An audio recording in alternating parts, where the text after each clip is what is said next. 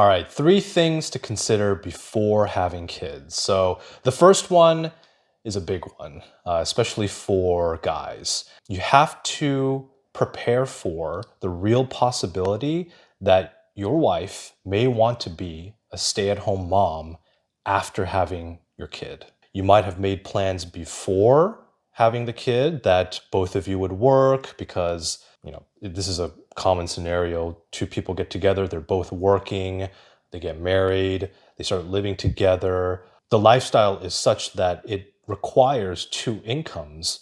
And once the kid comes, it's very natural, and honestly, it should be encouraged for the mom to stay home. And if that is the case, would you be able to maintain your lifestyle with only one income? You have to really look at the state of your finances, meaning what kinds of debt do you have? Do you have high payments on cars, student loans, or have a mortgage, or you're renting? And look at all the things that you can control and see if those are things that you can either get rid of or reduce before having the kid. Because again, you might have made plans before having the kid about both people would work. Maybe the wife would take X number of months of maternity leave, whatever her company gives her, and then plan for her to go back to work. But we know many people, ourselves included, that adjusted their plans after having the kid. And that makes total sense. Like as Mike Tyson says, everybody has a plan until you get punched in the face. Obviously, the best time to do this is before having the kid. I've seen moms who have to separate from their babies at like 6 months old, maybe even younger, sometimes like 3 months old, because that's all their leave is for. You can just see how distressed they are and how they don't want that. Maybe some moms, that's actually a really difficult period of parenting because everything is so new and the baby is so young. So some moms may feel like that's a reprieve to be able to go back to work.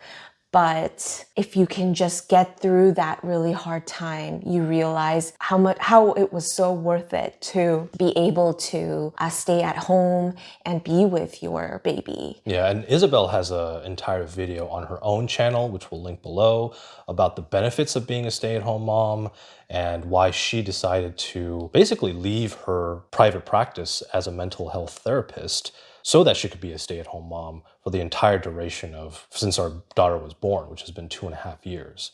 Now, I'll say this decision is not forever. Really, a stay-at-home mom, that critical period is those first, 2 to 3 years, basically before the kid is able to go to school. At which point, that frees up a lot of time, which can be used to work. The second thing is you may have to look at where you want to live, since that is one of the major payments that you have to make, and consider, is the area that we're living too expensive? I hear a lot from people that, in the area that we live, it just requires two people to work for us to afford it. But the flip side of that is, well, why continue to live in that expensive area if that means that both parents have to work? See, if both parents have to work, then that really limits the options for being able to be a stay-at-home mom. It's a really tough position for the mom to be in, to have to choose one's biological desire to want to be home and raise your child versus the economic reality of having to bring in an income to sustain your life. And that's really unfair to put on your wife, frankly. That's something that, again, the guy needs to shoulder. So as guys, we have to work to maintain a level of income that would allow for the mom to stay at home if she wants to do that. So that's something that you have to plan for. You have to look at your finances and just imagine, if we had just my income coming in, could we maintain our lifestyle? And if that answer is no, then where can you cut back? Where can you adjust your life? Or increase your income? Well, some may say that they want to live in a particular area. It may be an expensive area to live in because their community is there, right? Like their family and their friends are there, which is a very important consideration. And we will talk about that a little later in this video. But I want to give voice to the child because children don't really have a say in this matter, right? It's what the parents choose. But I will say that if the child could choose, who do you want to be with, the most in these earliest years? Well, they were within the mom for 9 months in the womb, right? And I would think that the child would want to be with their mom. And so I think considering that, the child isn't going to care where you live as long as the mom is nearby. So I just wanted to put that out there because I'm sure it is really tough if you do have family and your community in that area. But it's always asking that question, not what is best for us and to upkeep our lifestyle, but what is best for our child. Surveys show that over half of working moms wish they were home with their kids. That obviously doesn't count the women that are already stay-at-home moms, which tells us that the majority of women want to be and are stay-at-home moms. So don't allow the plans that you make before having a kid trap you in your future decisions. It also may mean that you have to delay certain purchases that you want to make. So, for example, some people may want to move to a different area or move to a house or a bigger place once you have your child. But the fact is that really necessary? I can just speak from our experience that we raised, for the first 6 months of River's life, we were in a one-bedroom apartment. And frankly, there was nothing wrong with that. It met all of our needs. And we just decided that at that 6-month mark that we were ready to move into a bigger place, which is where we are now. But do you need to automatically make those kinds of big purchases once the kid is here, especially if that means that both parents have to work? That's something to consider. This isn't to say that the only guys that should have kids are those who are making like millions of dollars. It doesn't mean that the guy has to be rich to make this happen, but the guy should have a stable income at the very least. All right, the second thing you need to consider is living closer to grandparents. Both sets of grandparents would obviously be ideal, but in our situation, we live close to my parents. They live about 10, 15 minutes away. And it's been, I mean, I can't even say a game changer. It's just, I honestly think it's just required and natural. And I know there's a lot of people out there that who live away from grandparents, but having grandparents in our daughter's life has been so awesome to see her interact with my parents and for them to love on her. It's been so great to see. And this was a decision that I made many, many years ago, even before I got married, which is that when I have kids, I want them to know their grandparents. And the reason why is because I didn't really know my grandparents. Yes, I visited them in Korea once every, 3 or 4 years, but I didn't have a relationship with them. And I noticed that gap a lot growing up because I had a lot of friends who did have grandparents in their lives. And so for me, even now, the idea of me having a grandparent is still a theoretical one. Like I don't really have a real experience with having that kind of relationship, that bond with a loving grandparent. So I made the decision early on that I would live close to my parents and also get married and live close to my parents because when I have kids, I want them to know who their grandparents are. Yeah, I didn't know how invaluable it would be to have your parents so near.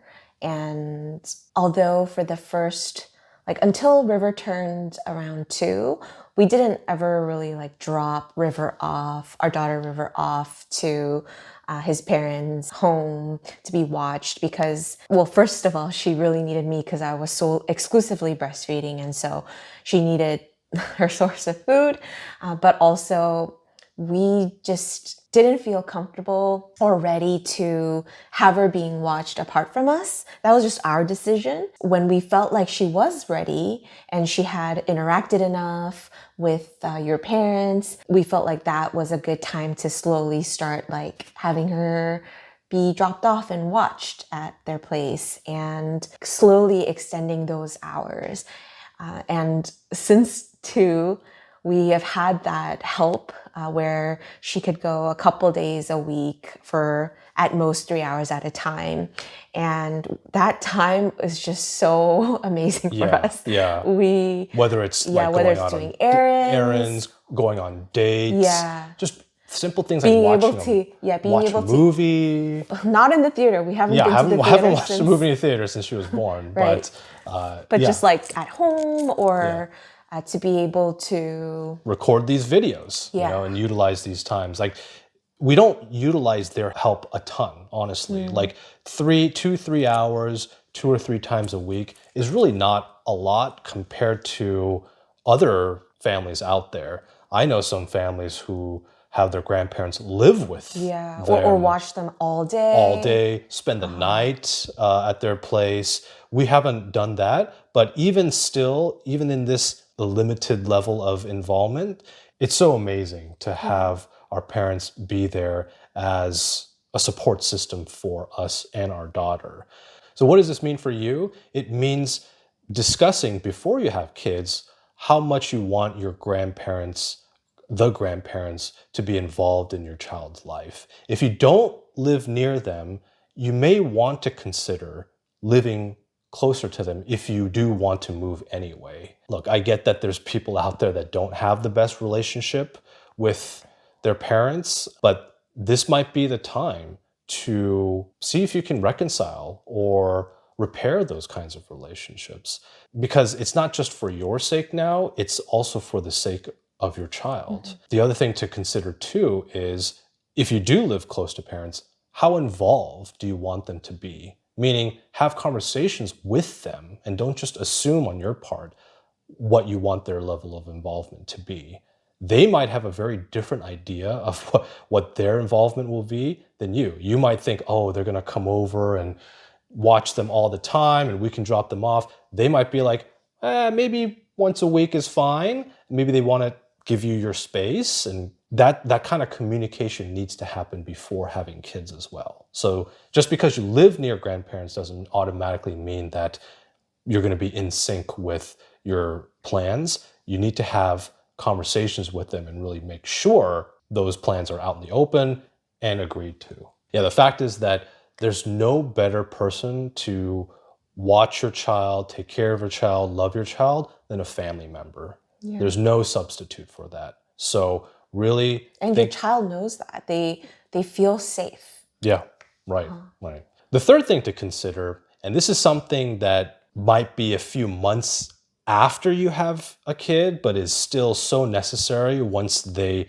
get to the place where they're crawling and walking and you're trying to figure out what activities they can do and what you can occupy their time with, is live close to kid-friendly amenities like parks, Playgrounds. Places you can just walk. It'd be great if you had other mom friends, which I realized if there are playgrounds nearby, you can make new mom friends too. Right. But I am so blessed that I have mom friends who do live so close by. Right. So Yeah. yeah. And there's also places that you can pay to go to, like indoor playgrounds and those kinds of things. These are all not only great ways to occupy the baby's time and mom's time, but also, like you said, make mom friends and have your child make friends with other friends. One thing you'll realize is that being a parent can be a very lonely time. It feels weird because that's the time where you need community the most, but oftentimes that community isn't automatically there, especially if your friend group that you already have doesn't have kids. So being able to go to these places easily without having to drive would be ideal. Yeah. Like we live next to a neighborhood park that's what, like less than a 5-minute walk. And weather permitting, we can just walk there and have our kid expend their energy for an hour or two.